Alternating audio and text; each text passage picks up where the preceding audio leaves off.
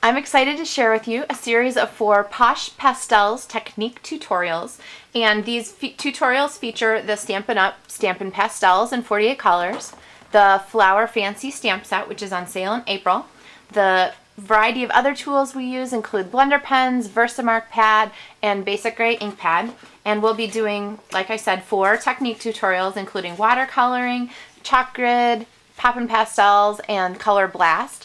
And we'll also be making a cute little fancy favor box to go with these cards.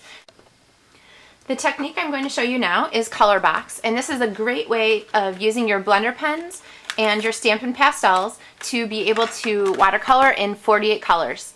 So these are a really great set of tools to have at your disposal to add to your stamping collection. I'm going to go ahead and stamp first with basic gray in my Flower Fancy stamp set. And we'll use this sort of elegant branch here, or blossom stem. And I'm going to go ahead and stamp in basic gray. The reason that I'm using basic gray instead of another color is that basic gray, along with basic brown and basic black, are water resistant. And so they're a great choice for watercoloring because you won't get a lot of ink smearing when you watercolor with your blender pens over them. So I'm using the Stampin' Pastels here. The Stampin' Pastels come in 48 colors, and I'm going to go ahead and show you how to use your blender pens with them. All I'm going to do is go ahead and dip the tip of my blender pen into my pastel and then do a light color wash over the petal of my flower. Now, these are actually, blender pens are a clear ink. You can see that they're look a little wet and then it just dries. They're a clear ink. It's a mixture of water and glycerol, and they are perfect for pulling color from other places. And so Stampin' Pastels are a great way to have all 48 of the Stampin' Up! Colors at your disposal. Now, what I like to do first when I'm watercoloring is do a wash of color across whatever the petal is or thing that I'm working with. And when you're working with watercoloring or coloring things in flowers, you want to make long strokes that go out towards the ends of your petals. Then what I'm going to do is go back and add some highlighting along the inner parts of my petals. And if you, it's spring right now, but if you ever take a look at flower petals, a lot of times they'll have a real deep color right near the center, and then things sort of fade out as they go to the ends. So I'm going to go ahead and add some highlighting in the center, and then I'm going to do the same for this little blossom over here, a light color wash, and then when my blender pen starts to get not pink, I'll pick up some more color and do a little bit of highlighting there at the base. And then what I'm going to do is, now that I'm done using my pink, I'm going to go ahead and run out my blender pen so that I'm back to my clear ink, and then I'm going to go on to my next color. I'm going to use the Certainly Celery, and again do my light color wash over my leaves.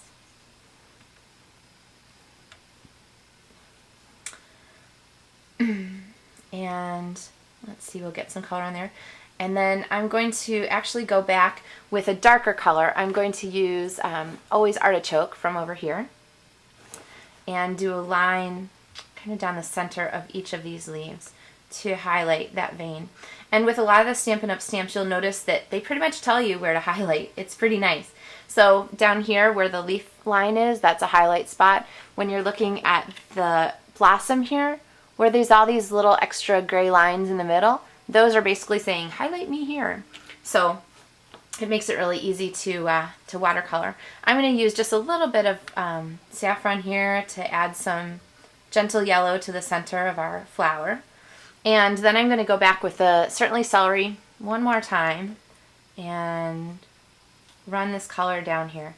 Now, if you are working with the watercoloring, you want to remember that the color is going to be darkest on your from your blender pen right after you touch the pastel. So a lot of times I'll start where I want the color to be darkest and then go up or away from there so that the color will lighten as I move.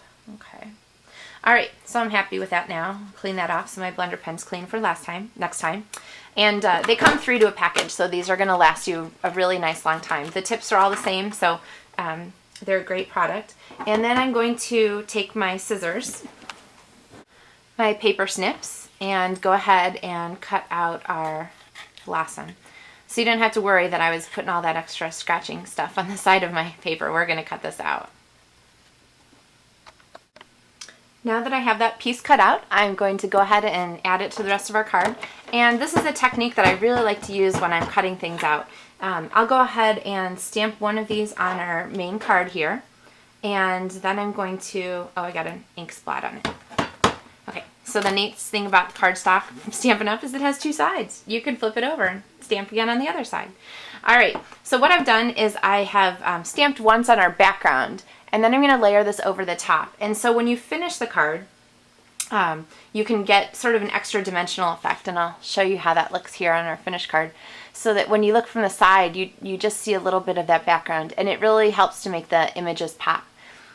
So all you're going to do then is use the fabulous Sincere Salutation stamp set and stamp your greeting. Add a little bit of ribbon, being basic gray, and fold that around the back. Add one of the basic gray corduroy brads and stamp a little bit on the background, and I've stamped just above the ribbon. And there we have our finished card.